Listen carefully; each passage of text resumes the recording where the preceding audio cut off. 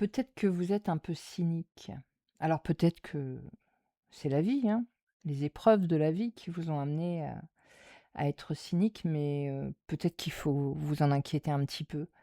Peut-être, que vous avez besoin, d'essayer de voir, la beauté dans le monde.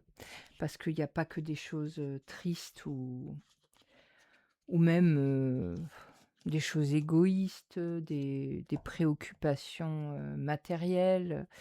Il y a peut-être, des gens qui ont des belles idées, des belles envies, de la solidarité en eux.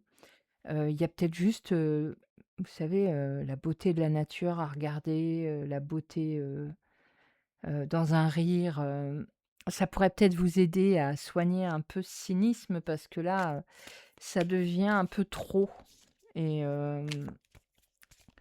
le cynisme, c'est comme le reste, hein, ça finit par devenir un filtre. Et quand on a trop de filtres et ben, on voit plus le monde tel qu'il est et on vit dans un monde imaginaire. Ouais. Ouais, c'est une façon de vous protéger, ce cynisme. Mais là, il y a du nouveau pour vous.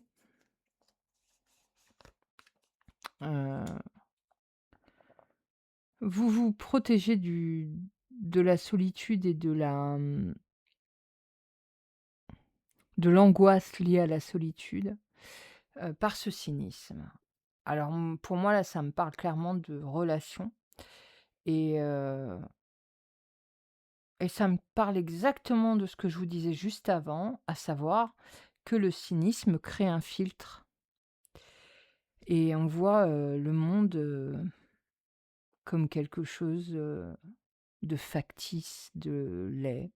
Les intentions des autres sont toujours des mauvaises intentions. Derrière une bonne action se cache toujours une, quête de profit. Bon, voir le monde comme ça, c'est pas possible. La bonne nouvelle, c'est qu'à la fin, il y a le soleil et quand le soleil est là, on voit la vérité. Alors, vous avez cette posture défensive, la posture de quelqu'un